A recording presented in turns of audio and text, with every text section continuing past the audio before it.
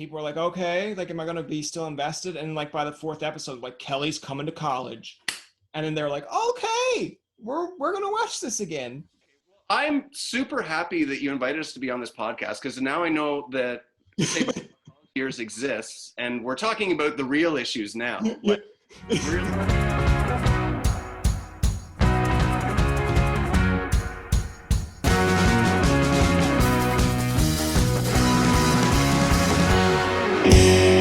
So let's start off with, how did you guys kind of become a part of the Strumbellas? Because I know that a few of you are from Lindsay. There's the one outcast that's not. So tell us a little bit about how this all came to be. The band started back, I guess it would have been December 2008, not to date the band too much, but Simon put an ad on Craigslist and a bunch of us joined from Craigslist. I think there were 10 people in the band originally. I was one of the people that responded from a Craigslist ad. And then slowly over time, some of those people left, and some people Simon knew from Lindsay who had now moved to Toronto joined the band. So we got down to it, and then we decided we needed a drummer. So in comes Jer.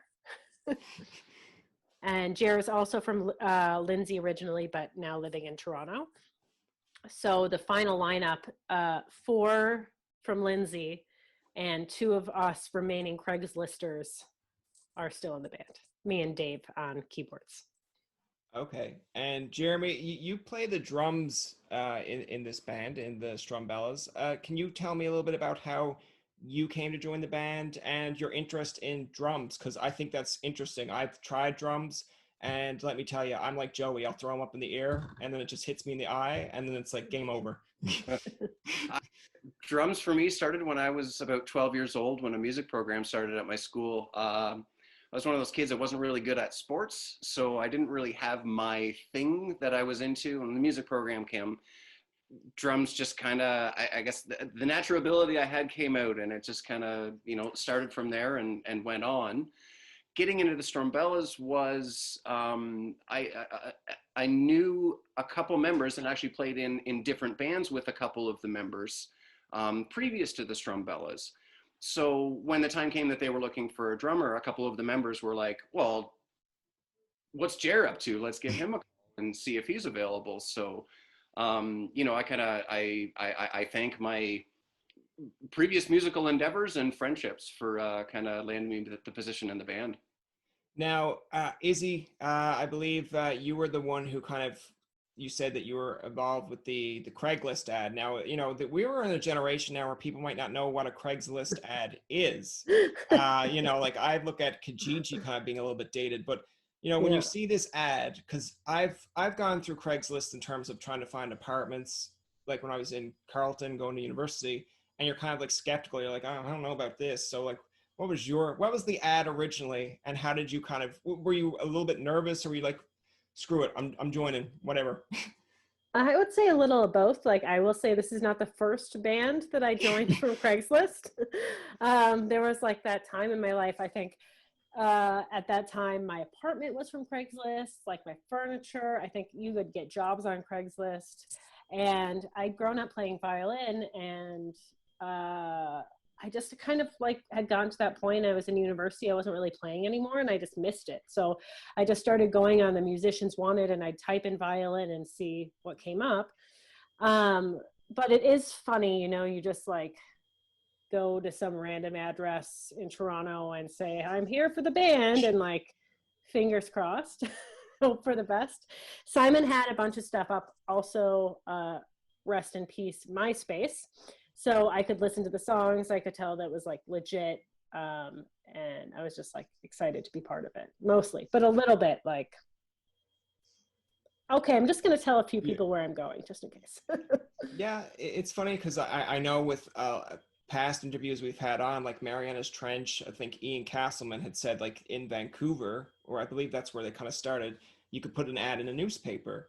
And he's seen the ad in the newspaper, but he said like there was times that you'd go on Craigslist. I believe we had an act on from the UK, and they said the exact same thing. Pretty much they had like their own versions of Craigslist. And I'm like, that's really interesting. It's like hit or miss sometimes, of like someone can show up and do a great job. And then there's sometimes you're like, oh, we found this guy off Craigslist. What's the worst that could happen? It's like, yeah, a lot actually. But yeah, that's really interesting. And I want to bring up to you before we get back to Jeremy with the question. You mentioned about the violin. How did you get interested with violin? Because now in Newfoundland, I feel like that's kind of like a holy grail because of just the way that our traditions with music. So I feel like if you showed up one day and said, I can play the violin, there's a whole bunch of crowd. They're going to be like, great, center of attention right here. Put her in the middle. We're going to dance around her. Yeah, I mostly played classical music growing up, but where I was from, I'm from Wisconsin, and there's like quite a bit of like fiddling there as well. Not like the East Coast, but so I wasn't really enjoying playing classical music that much. And then I saw this band, this Toronto band called Bijou, and I went to the Horseshoe Tavern one night, and they had a cello player and a violin player, and I was just like, I could do that. And it was after I saw that band, they were really inspiring to me to see what other kind of musical adventure I could go on. Okay. No, I like the interest. I like how, again, the way that the Strumbellas is kind of created, it's like everyone kind of has a very distinctive instruments or sound, right? Like you're so used to just say like a pop group coming out where you have like the main singer and of course background singers. But like I like that you don't like personally for me, if I look at my own playlist, now someone else could come after me in the comments section after and be like, what are you talking about? Like I love music with this instruments in it, but like I look at my playlist, there's not a lot of, violin being implemented. So I think that's something that stands out a little bit with Strumbellas and just the unique sound. So to give both of you a compliment, and whoever wants to chime in, feel free. But I feel like it's a combination sometimes of like the Lumineers when I listen to the Strumbellas. So I don't know if that's a compliment to you guys. You're like, we hate the Lumineers. Who are they? No, I think we've definitely gotten that comparison before. And, a lot of people love the Lumineers. We love them too. So that's a good thing. And I think it kind of comes from the same place. Like when we started on that Craigslist ad, it was me on violin, but we had a banjo player, we had mandolin, we had a clarinet player. We were just like, let's see what sounds work and what makes sense. And so I think that's sort of how we ended up where we were, but also that alt country sound that really influenced the Lumineers as well. Jeremy, my question here to you is now, of course, in this band, being the drummer, do you sometimes come up with your own kind of system or like beats and then kind of present it to them of saying, okay, I've got a beat here, let's work on it? Or is it more or less like a collective agreement? I'd say more of a collective agreement. I think when, we start working on songs and when they're in demo form, there's a lot of musical talent outside everyone's own instruments. So we can get demos from people and they've already got an idea for the drums on them. As a bit of a songwriter myself, I totally appreciate that the songwriter has this idea in their head that this is the groove that I'm feeling. Excuse me. This is the direction that I'm going with it. So a lot of the times I'll kind of take those cues from, Simon being the principal songwriter, he'll throw drums on a demo and like I said, I'll take the cue from that and kind of build. So it's not often. I know, I know other bands who do that, where the drummer will present an idea. I feel like a great example of that was Arkel's Knocking at the Door, Tim Oxford, that kind of rolling drum beat. And the song was built around that. And I kind of thought to myself, why can't I do that? Why? But it's not our process. It's just kind of not how we, not how we go through things. So, and I mean, there's times where, demos will have drums on them and I really won't like it and I'll kind of push for something else and we'll see if we can find a compromise. But I think that's key for everything, is that there is compromise within the drums, within all the instrumentation, and kind of everybody has the ability to say, hey, I really like that, or that's not really working for me. Can we try something different? So, once the meat and the potatoes of the songs there, it's really anybody's game to garnish and kind of add the flavors that they want. Yeah, and the reason I'm glad you kind of brought that up with the Arkels, because I was going to mention with different bands. I know with Mariana's Trench when it comes to Josh Ramsey. When we had Ian on in his episode, he mentioned like, Josh will sometimes be humming a song or humming a beat, and the next minute it becomes a song, and they're all kind of like confused, but they like trust the process of, okay, he knows what he's doing. And I think Chuck Como from Simple Plan had mentioned sometimes he'll come up with the beat and then they write the song around the beat. So it's a good combination. Sometimes the songwriter takes the charge and says, here we go, can you do this? And sometimes it's the musical side of like a drummer in a band going like, here's what I can do, can we work around this? So I think that's interesting when you mentioned about the Arkells, because I actually didn't know that. So I think that's interesting. Like he just comes up and says, this is what I want, let's do it around this. But it's also interesting too, because it's, we've had songs change their entire feel from what they started out as.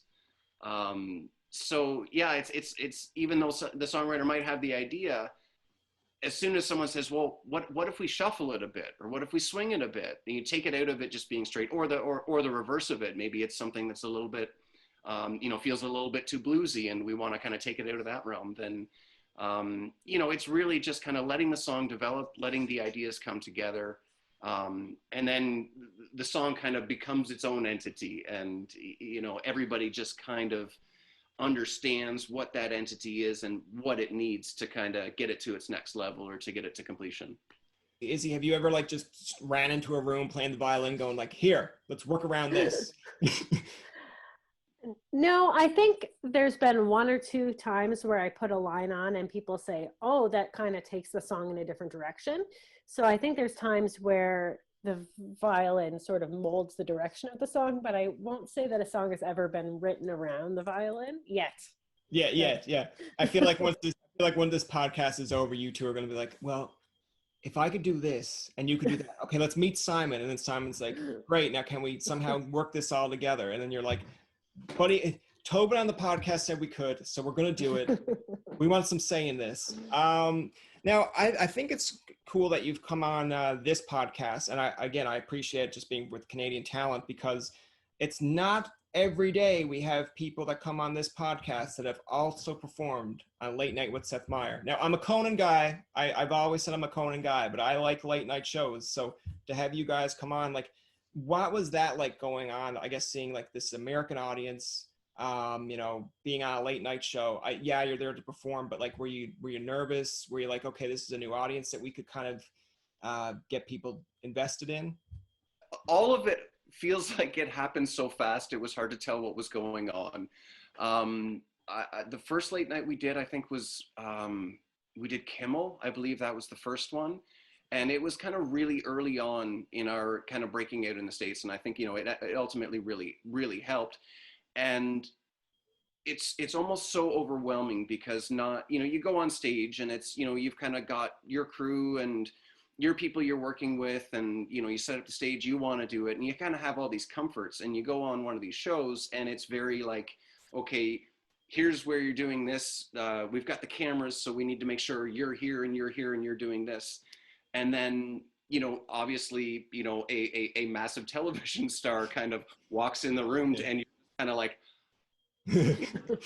I'm from a small town in Ontario, and to be, standing next to, a Seth Meyers or a Conan O'Brien or a Jimmy Kimmel's kind of just like, wow, I'm here. And it's just almost overwhelming that, yes, it's in your mind of like, okay, there's like literally millions of people on the other side of these cameras that are watching it. But I think we were probably experienced enough to, have shot live footage and kind of been behind cameras. So there was a little bit of comfort with that. But still in the back of your mind, you're just thinking like, I'm here. This is an awesome experience. I can't believe I'm here. Don't mess up. Yeah.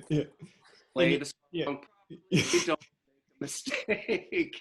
And it almost kind of took me back to like, say my really early performing days.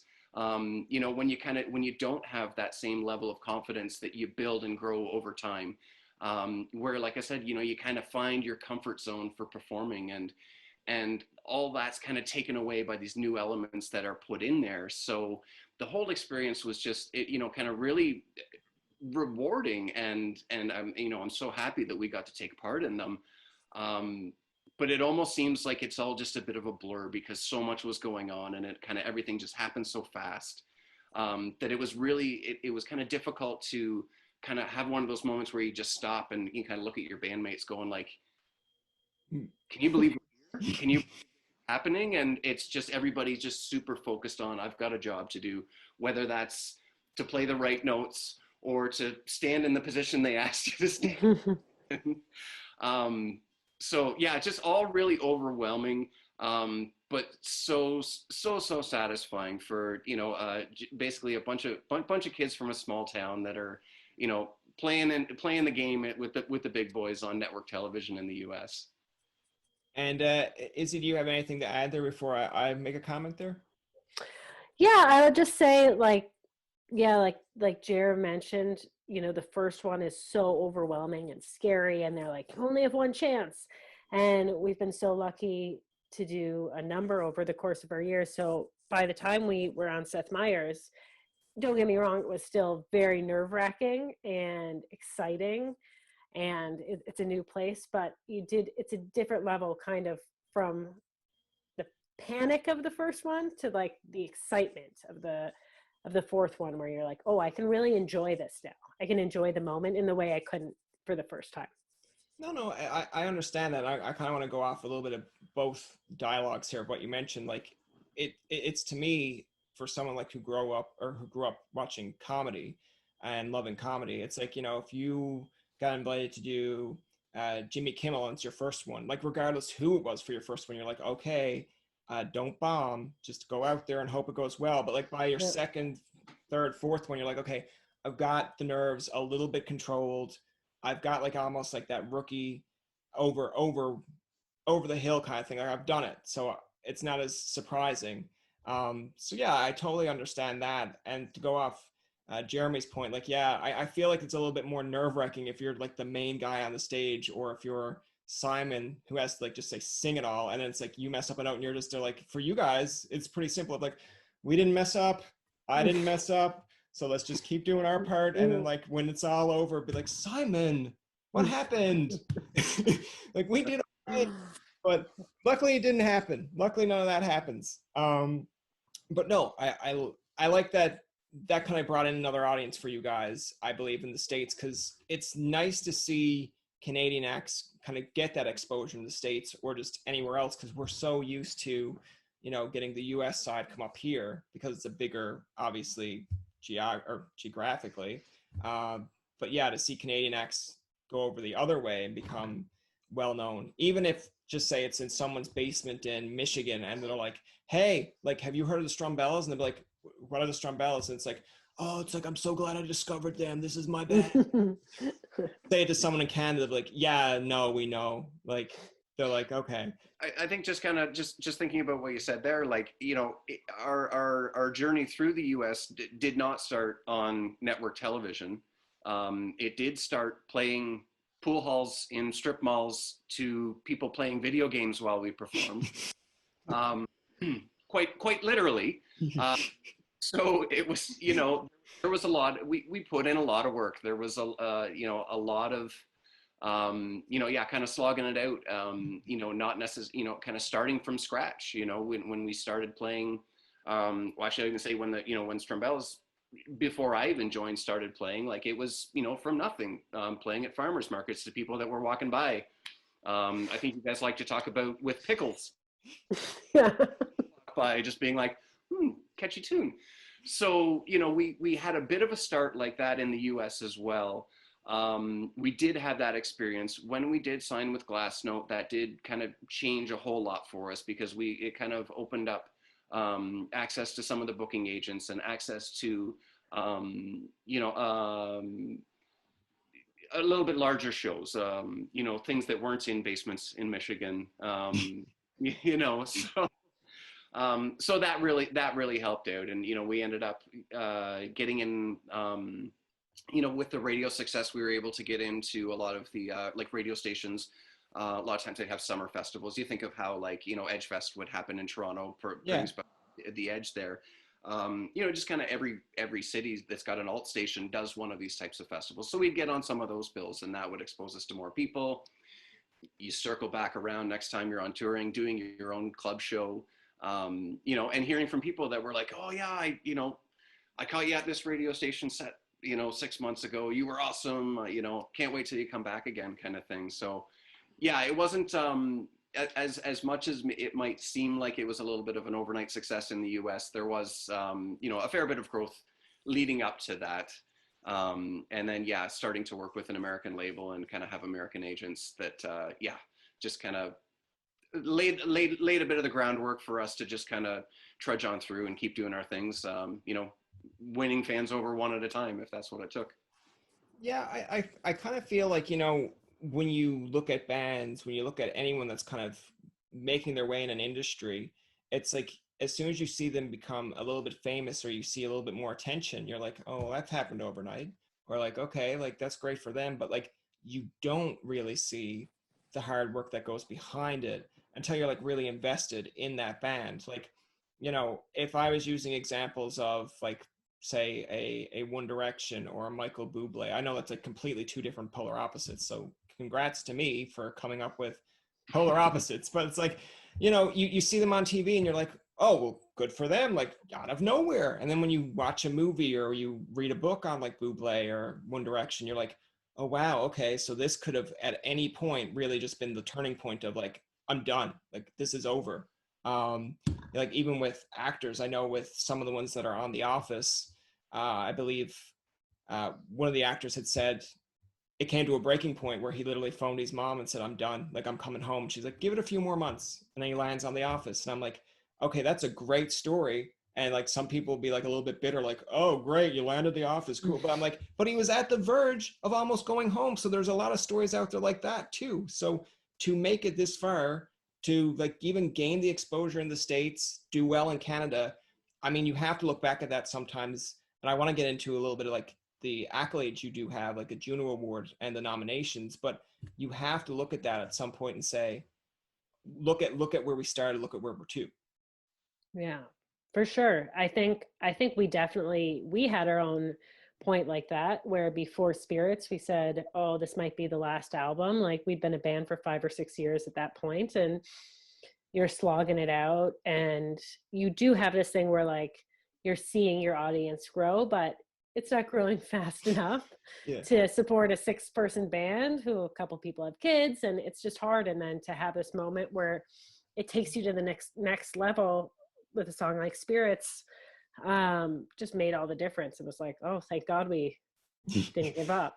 And we never saw it, doing what it did. It exceeded our expectations. I like that. And I like how you brought up just Spirits in general, because my actual story with that song, and it might come a little bit of one that you've heard before or very stereotypical, but I was in a radio program at Algonquin, kind of getting ready for this kind of career. And, you're on doing DJ work. So we had one station that was just Ottawa local. So any Ottawa band you promote. And I'm like, okay, that's cool. We're promoting smaller talents. We have another one that was for mainstream. And on both stations, which I thought was kind of odd, we played Strumbellas. I'm like, okay, I get their mainstream, but like, why are we playing this on the Ottawa channel? But okay, whatever. I get what you're doing. And like one of the classmates came out, and I was like, right before my first shift, he's like, I effing love this song. This is a great tune. And I'm like, okay. So I'm not really feeling it yet, but like anything, when you hear it enough, it gets entrenched. It gets entrenched in you. And then like by the end of the day, it's like the Baby Shark song. I'm just there going down a hall. It's like, I've got spirits in my head. And I'm like, where is this coming from? Like, it's not even playing. And then he just walks by and he's like, told you to get stuck in your head. I'm like, yeah, thanks. So in mentioning, of course, about Spirits and that success, I know you were getting nominated for Junos, and then you won the Juno Award. And then it kind of course, I guess this is kind of a Canadian Heritage Minute in the making. I'm only kidding, but it'd be funny if it did. But it got kind of cut off, or the feed got cut off, and some people weren't too happy about that. Yeah, I think it was, Yeah, it was announced at the gala, and so all of our family and friends were watching at home, and the feed got cut off, and so then we were like, I think getting texts like, "What happened? What happened? We don't know," because it wasn't on the live broadcast. So it was just a funny moment for you to achieve this thing, and then your mom to be texting you, "Wait, what happened?" And you're like, "No, we actually won." Yeah. So it was a funny coincidence at that point, but all in good fun, I think. Yeah, Jeremy, what's your take on that? Like, because I can just imagine, like, I know I'm just kind of poking fun of it as a Canadian aspect, but like down here, when you see like the Canadian heritage moments of like, how Winnie the Pooh came to be Winnie the Pooh, how Superman became Superman, I just love to see a heritage moment where it's like, and then they got up to the stage, and midway through, it got cut off. Canada heritage moment, and then you're just still like, what happened? Admittedly, I totally forgot about that until you brought it up and discussing it here. But I actually think that probably speaks volumes for the experience for me, that I didn't get hung up on it at all, or it didn't, maybe it didn't bother me. Is it, I'm sure I was, texting with my mother as well, who's a, kind of a big fan of the band, and, always been, championed my music and my efforts and whatnot. So yeah, just kind of that that's not the highlight from that evening. Yeah, it just kind of tells me just like, nah, whatever, things happen, the things always don't always go according to plan. And, and I think, and I don't know if it was part of a broadcast or if it was just part of a live stream. And I feel like, we are going back a couple of years. We maybe didn't have the technology as up to date as we do now, and able, to do these types of things as easily. So, technical glitch somewhere in the day, that's all right. That's fine by me. I feel like your response is just outright Canadian right there. Like that's what they end off with, the Canadian heritage man, of like, when you do the actual picture of like, you guys got cut off, like how did that feel? And it's like, Isabella goes like, we're okay with it. Jeremy goes like, those things happen, eh? Like that's what happens in Canada. Like, I just went down to the local Timmy's, got a couple donuts, had a coffee, it was all good. And then it's like, Canada heritage moment. And then it's just like, okay, I want to go to Canada now because those guys seem super chill. It's interesting in its own right. And again, it's totally up to you how you guys take on it. But, sometimes I've heard, especially we've just finished an election down in the States. And I know a few years ago, I think John Oliver did a thing about, election songs, and people weren't happy about how some politicians use their song, and they're like, I don't support this. What are you doing? But you guys, your One Hand Up was used by like the Liberal Party. Did they kind of come to you beforehand? And again, I'm not saying like, oh, you're affiliated with the Liberal Party, because again, getting song exposure is great, but like, did they come to you beforehand to ask at least? Yeah, in that case, they came to us, and we're, 6 people with differing political views, I would say that. But in the case of that particular election, it was felt like something that we should get behind, and that we were happy for the Liberal Party to use our song. And One Hand Up, that song just seemed to fit really well, and so we were honored that they thought, oh, this could be a good election song.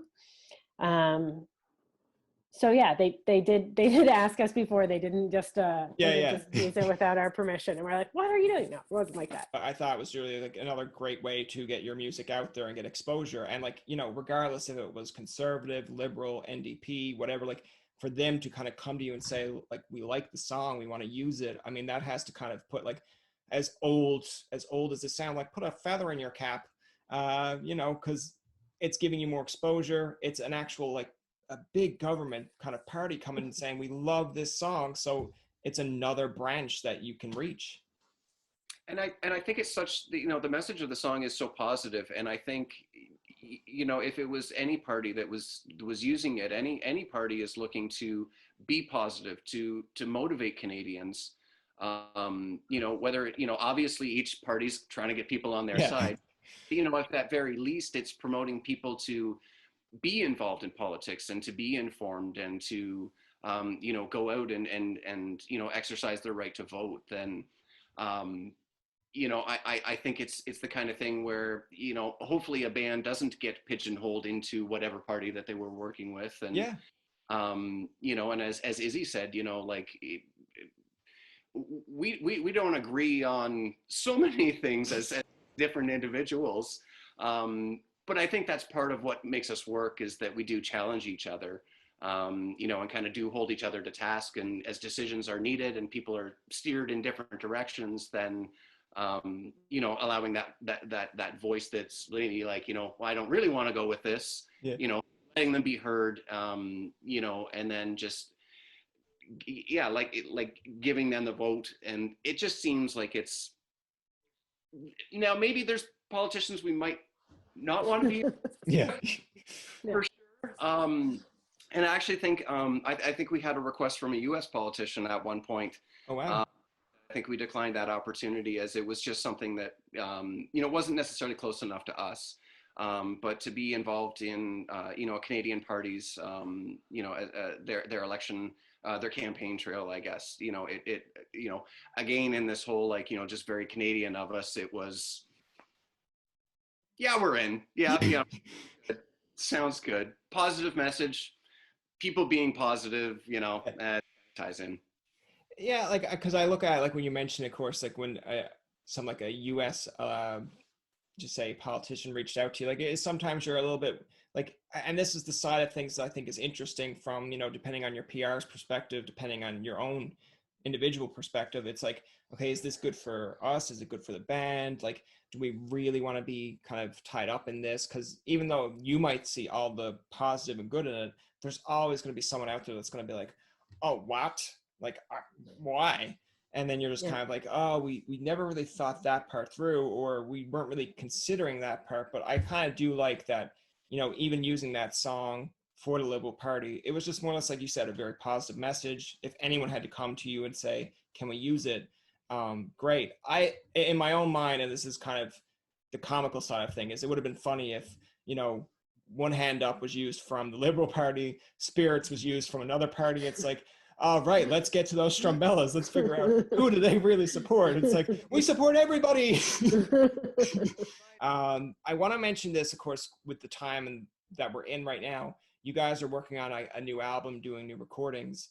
How is that going during COVID? Like, is it like, like, is he sending a violin sample, you sending a drum sample, and then it's like, let's mix it all together? Or do you find time somewhere to, like, do Zoom chats or meet in some kind of capacity to try to get this all together? Yeah, it's been interesting. I think we had been thinking about music. We'd through this year, sending stuff back and forth on email a lot, Zoom calls. And then we did end up going into the studio last week. And it was totally different from a normal studio in some ways, in that we weren't having a lot of people coming and going, and we were wearing masks all the time and sort of just limiting contact. But in other ways, it was totally normal. Like, we were just in there working together, and it was nice to have this different experience, or to have the same experience, I guess, and just be together in a room. Like, we hadn't been all together in a room in almost a year. Just with some added masks and some added social distancing. And I think part of our process has very much, for previous recordings, been sharing demos over email.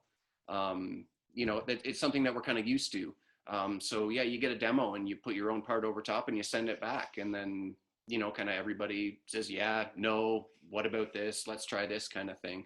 So I think the only real difference is that we didn't do what I would consider like pre-production, where after we've got all these demos from the emails sorted out, we would go into a room with the producer, for, sometimes several days, just kind of like really hashing out, okay, let's play the song start to finish, figure out how it's all going to work.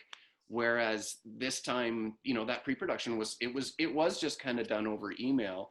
And, maybe, previously we might have, say, I don't know, 8 or 10 versions of a song that kind of come through. This time we had maybe 30 or 40 versions of a song come Oh, through. wow.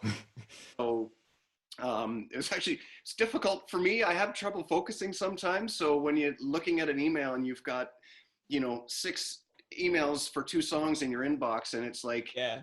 version 4 Daryl, version 7 Dave, and it's kind of like, okay, what's going on here, everybody? So yeah, that was a little bit different. And yeah, just kind of really strange that by the time we got to the studio to actually record it, like we hadn't as a band gotten in a room and actually played the song start to finish. Okay. It was very kind of pieced together as far as individual parts go. But having that main demo that we had been working on over email as as our roadmap, was super helpful. And then by the time, like I said, we got to the studio and we're working with the producer kind of offering their feedback as well. And just being like, yeah, so I listened to your 40 demos, this part from this one and this part from this one. And we just kind of married it all together. Maybe recorded maybe a lot more material for each of the songs than we normally would. Because there was a few things where it was like, does this part, do we need a tambourine for this part? Well, I don't know, but let's record it just in case we decide we want a tambourine.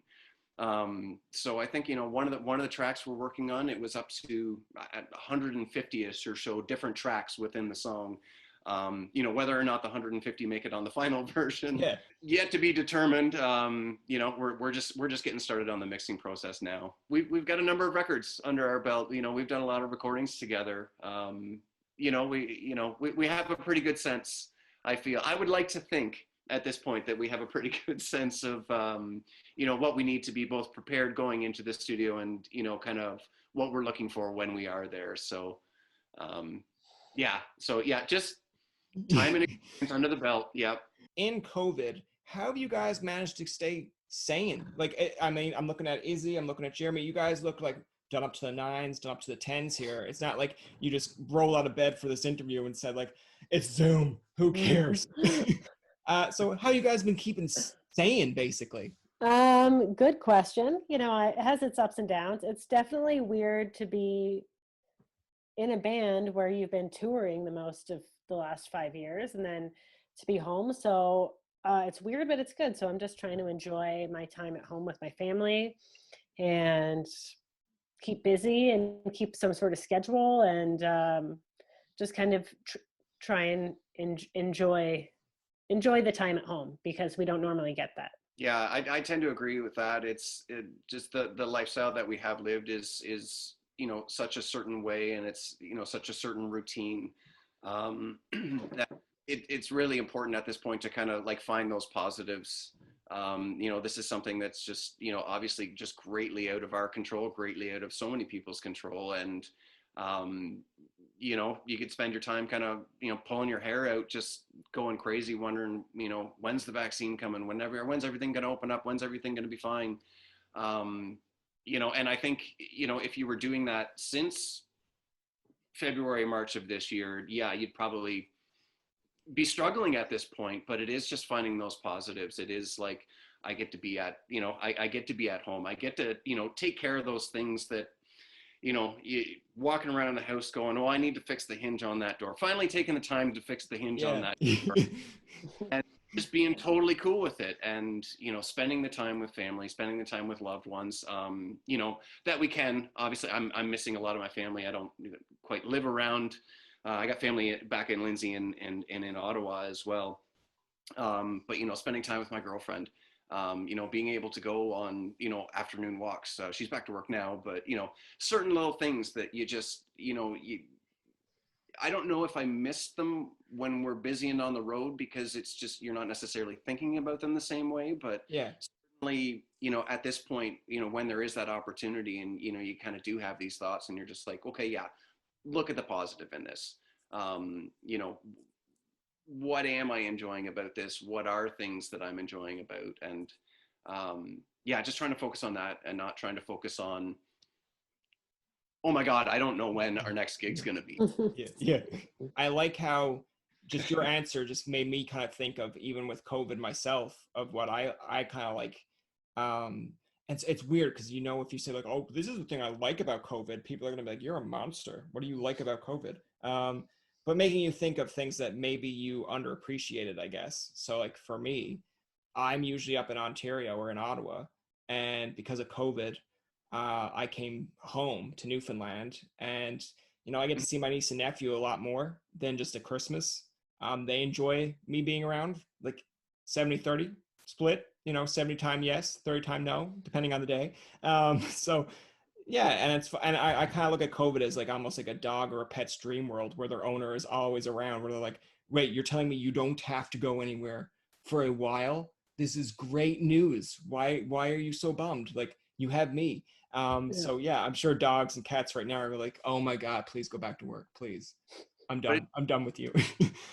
like we couldn't know these things without it happening. And I think, you know, a great example was, you know, seeing clear skies in parts of the world that are normally extremely polluted, or, you know, seeing things Yeah. happen in waterways that never did. Like, we wouldn't be able to see those had this not happened. Obviously, no, I don't want people just being like, oh, dude, you're crazy. Like, you know, there's no positives to this or Yeah, yeah.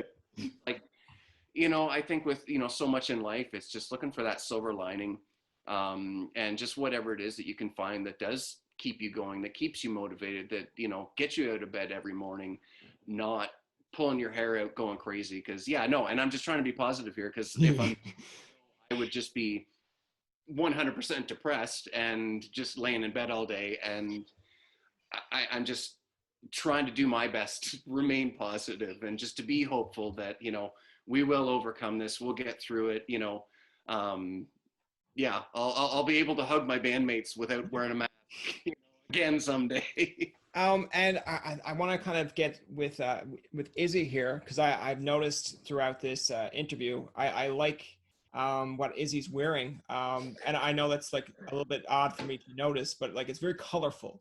Oh yeah. So This is my this is from my mom. This is my mom's from the 80s or early 90s, and it's become just like my go-to cardigan. I love it. It's crazy. I think I took out the shoulder pads, but yeah, I was going to say, like, in the utmost compliment way. So I want to stress that, because again, it all depends on if you watch shows, if you don't. But like, I'm a big fan of watching like the Goldbergs, and it seems like something that the mom on the Goldberg would wear. And like, I love the mom on the Goldberg, but it's yeah. like as soon as I seen it, I was just like, I was like, has she been watching the Goldbergs? It's like, it's I haven't seen that, but I think my was going through my mom's closet at one point. She was getting rid of stuff. She's like, "How about this?" And at the time, I was like, "What? I wouldn't wear that." Now I wear it all the time. I wear it all the time. what kind of things have you been doing? I know you mentioned some things, but have you been catching up on like some TV shows, like some movies? Like, what's kind of something that you probably were postponing that now you're like, okay, great, I've got time now to do this?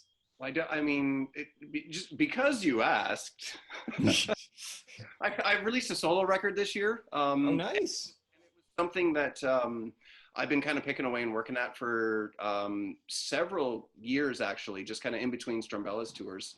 I'd go to the studio and kind of do a little bit of work, and yeah, kind of not having anything in the schedule really kind of gave me a block of time to kind of focus on that and work on that. But I mean, I guess that's kind of a big deal, I suppose. But Don't sell yourself short there, Jeremy. Come on. You no, talk that up. You talk that up big time. get it done. You know, check it out, jeremydury.com. As far as like other things, like I watching a lot of TV, yes. You know, rewatched The Sopranos for I think maybe the fourth time in my life earlier this year. Watched a whole bunch of Homeland that I hadn't seen. I'm just trying to think. There's actually been there's been several. We ended up getting the HBO upgrade on Crave and kind of going Okay. through. They have watching The Newsroom at the moment. But yeah, just kind of really getting caught up on some on mainly series that you really know you should watch, but never maybe necessarily haven't had the time to do it. So there's been a lot of that. I will fully admit it. I don't know. I've just been like spending, I have a 2-year-old, so I've been spending a lot of time with him, especially since like the first year of his life, we were touring a lot, and he and my husband like were on tour with us, but also separate a lot. So I've been doing lot of mom time. And the thing that we've been watching a lot of is one is Bones, which is like my guilty pleasure, and like every couple of years I rewatch. And the other is RuPaul's Drag Race. My husband and I love watching it, and Canada's Drag Race that just ended as well. So we have a lot of fun watching that. We're big fans. Okay. But there's a lot of seasons. So. I know with myself, I was catching up on comedy stuff, but like I feel like I'm one of these type of people that I'm not an easy person to please, or if someone's telling me, like, even if I had the, like if someone said, you got 20 years to watch this, at some point you have to, I'm just like, oh yeah, I'll definitely watch it. And then like the day that it's like, it goes off air, I'm like, oh, I really should have watched that. Or like, oh, I'll catch up on it now. Like there are shows, and I might be kind of dating myself here a little bit too, but like I grew up with Saved by the Bell, like Family Matters, Full House. I recently just purchased like Saved by the Bell, the college years on DVD.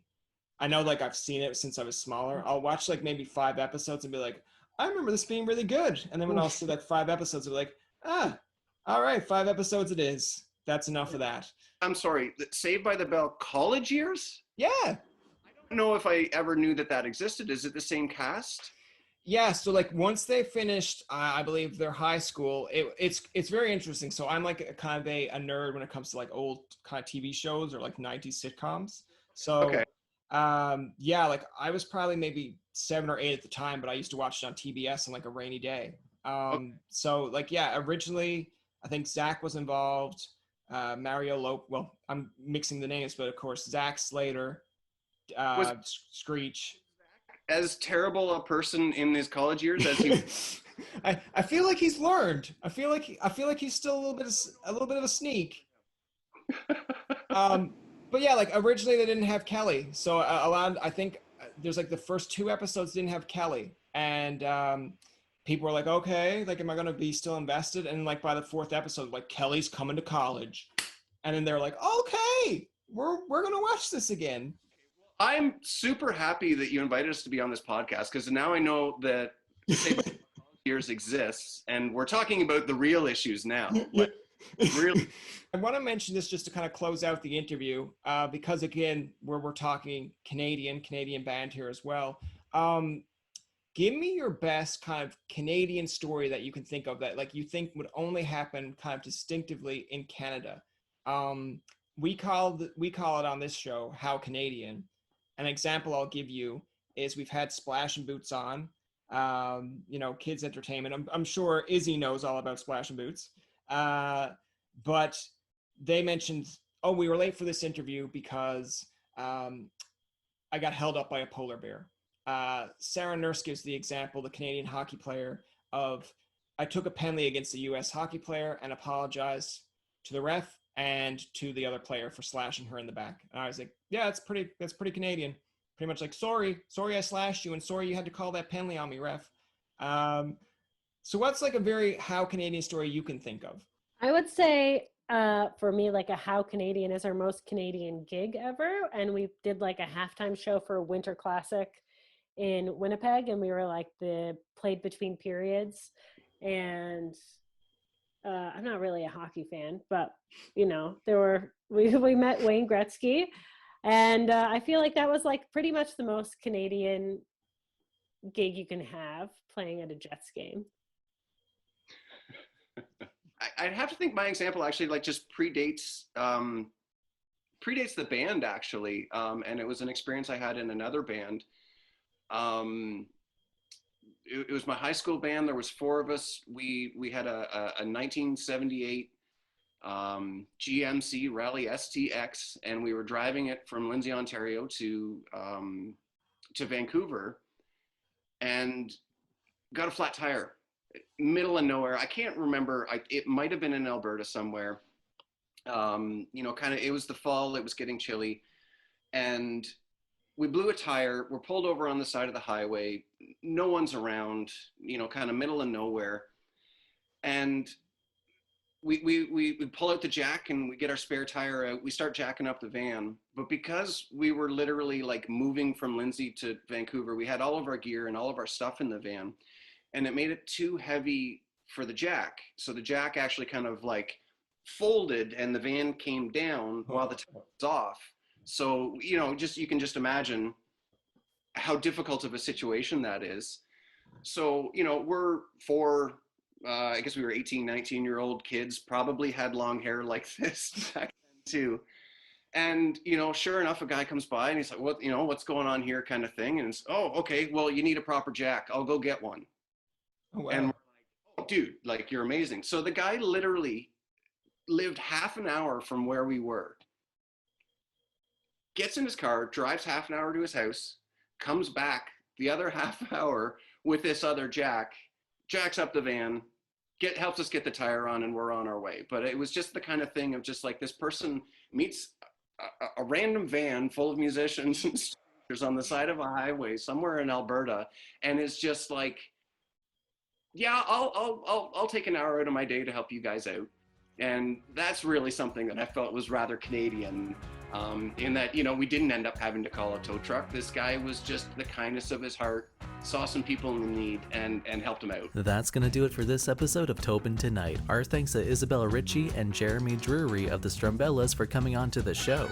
Remember, you can find past, present, and future episodes on tobintonight.com, Spotify, and iTunes. Follow us on Twitter, like us on Facebook, and leave a comment or two. For Tobin and myself, this is Jacob saying thank you for listening and good night.